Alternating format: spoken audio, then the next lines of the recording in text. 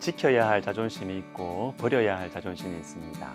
대부분은 버려야 될 것들이죠. 그러나 여러분, 지켜야 할 자존심이 있어요. 오늘은 성도의 자존심에 대해서 생각해 보겠습니다.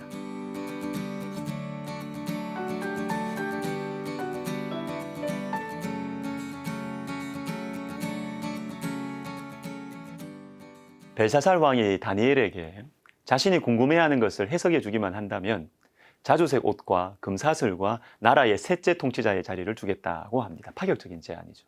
탐스러운 과일입니다. 그러나 이때 멋진 말씀이 나오죠. 17절.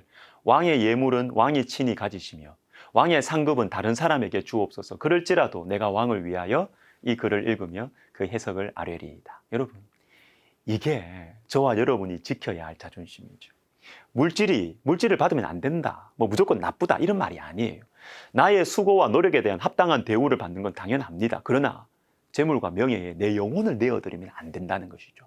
다니엘은 벨사살 왕의 교만함을 알고 있었습니다. 왜냐하면 소년 시절부터 왕궁에 있었잖아요. 그리고 이전 느부갓네살 왕 때에 이미 다니엘이 고위직에 있었어요. 그럼에도 불구하고 벨사살 왕의 이 부름에 응답하여 나아온 것은 벨사살 왕을 존경해서가 아니고 하나님께 순종하기 위한 것이고, 이 교만하고 미련한 벨사살 왕을 어떻게든 한번 살려보려는 것이죠. 그래서 다니엘은 재물과 명예에 흔들리지 않았습니다. 이것이 성도의 자존심이고 우리가 지켜야 할 자존심인 것입니다. 여러분, 내려놓아야 할 자존심이 있고 끝까지 붙들어야 할 자존심이 있습니다. 내려놓아야 할 자존심을 붙들고 있는 것, 이건 고집이에요. 이건 허세예요. 그러나 끝까지 붙들어야 하는 자존심을 간직하는 것은 믿음입니다. 믿음. 야, 내가 왕년에 어떤 일을 했는데 날 무시해? 내가 어떤 사람인 줄 알아? 이건 버려야 할 자존심이고요. 허세입니다. 허세. 그런데 내가 예수 믿는 사람인데 어떻게 이런 행동을 해? 내가 집사고 장로고 권사고 목사인데 어떻게 이런 행동을 하고 어떻게 이런 말을 할 수 있나? 이건 성도의 자존심이죠. 끝까지 붙들어야 하는 믿음인 것이죠. 자, 에스라도 성도의 자존심을 지켰습니다. 예루살렘에 가서 하나님 성전을 재건하라는 왕의 명령이 떨어졌습니다. 그런데 길이 멀고 험하고 중간에 적들도 많았어요. 그러나 왕에게 군대를 요청하지 않았습니다. 에스라 8장 22절. 이는 우리가 전에 왕에게 아뢰기를 우리 하나님의 손은 자기를 찾는 모든 자에게 선을 베푸시고 자기를 배반하는 모든 자에게는 권능과 진노를 내리신다 하였으므로 길에서 적군을 막고 우리를 도울 보병과 마병을 왕에게 구하기를 부끄러워하였습니다. 멋진 말씀입니다. 왕에게 군대를 요청하지 않는 이유가 나오는데, 그것은 내가 이전에 왕에게 우리 하나님이 우리를 선대하실 것이다, 우리 하나님께서 적들을 막아주실 것이다 라고 이전에 왕에게 말을 했기 때문이에요. 이것 때문에 군대 요청을 하지 않습니다. 특히 맨 마지막에 나오는 부끄러워하였습니다. 무슨 말입니까? 하나님께서 이런 능력으로 하나님 백성들을 지켜주신다고 내가 이미 말을 했는데 이제 와서 도와주세요, 무서우니까 군대 주세요, 이렇게 말하는 거 부끄럽다는 것입니다. 다시 말해서 하나님 백성의 자존심이 있지. 좀 무섭다고 군대를 요청해? 좀 손해본다고 도와달라고 해? 못하겠다는 것입니다. 여러분, 예수 믿는 사람에게는 이런 마음이 있어야 돼요. 이런 부끄러움, 정말 싫어하는 마음이 있어요. 이게 바로 성도의 자존심입니다. 매력적인 제안이 있어도, 가지고 싶은 이익이 눈앞에 있어도 하나님 때문에 안 잡는 것입니다. 고린도전서 6장도 보겠습니다. 너희가 피차 고발함으로 너희 가운데 이미 뚜렷한 허물이 있나니 차라리 불의를 당하는 것이 낫지 아니하며 차라리 속는 것이 낫지 아니하냐. 교회 안에서 성도들끼리 고발을 하는 거예요. 고린도 교회 안에서. 이때 여러분, 차라리라는 말씀을 보십시오. 손해 안 보려고 성도들끼리 고발하냐? 너희가 예수 믿는 사람 맞냐? 자기 유익을 위해서 성도의 자존심을 팔아먹냐? 차라리 불의를 당하는 게 낫겠다. 성도끼리 고발해서 이기는 것보다, 고발해서 손해 안 보는 것보다 차라리 속는 것이 낫지 않냐? 이런 말씀이에요.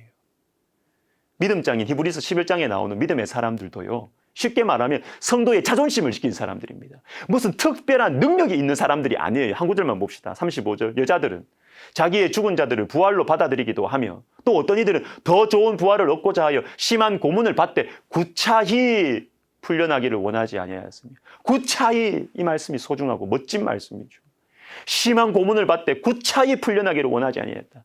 하나님 팔아먹으면서 구차히, 믿음 팔아먹으면서 구차히 풀려나기를 원하지 않았다는 것입니다. 이게 성도의 자존심이죠. 여러분, 힘들지만 성도의 자존심을 지킬 때 영혼의 자유가 생깁니다. 영혼이 깨끗해져요.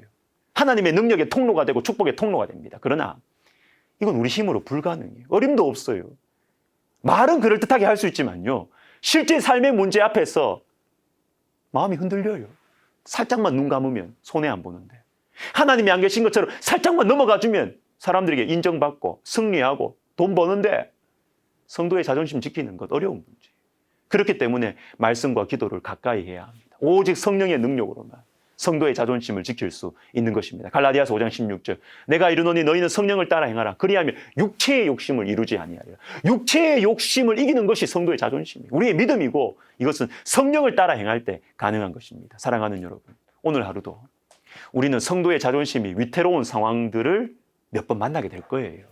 생명양식 이 시간에 우리가 지금 들은 이 말씀이 그때 우리 마음에 떠오르면 좋겠습니다. 이 말씀 붙들고 성도의 자존심을 지키기 위해서 작지만 진실한 순종을 하는, 그래서 영혼의 자유를 가지고 살아가는 저와 여러분 되시기를 예수님의 이름으로 축복합니다. 기도하겠습니다.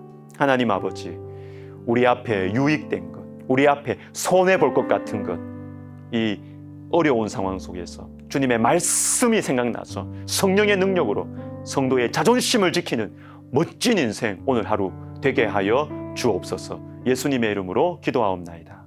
아멘.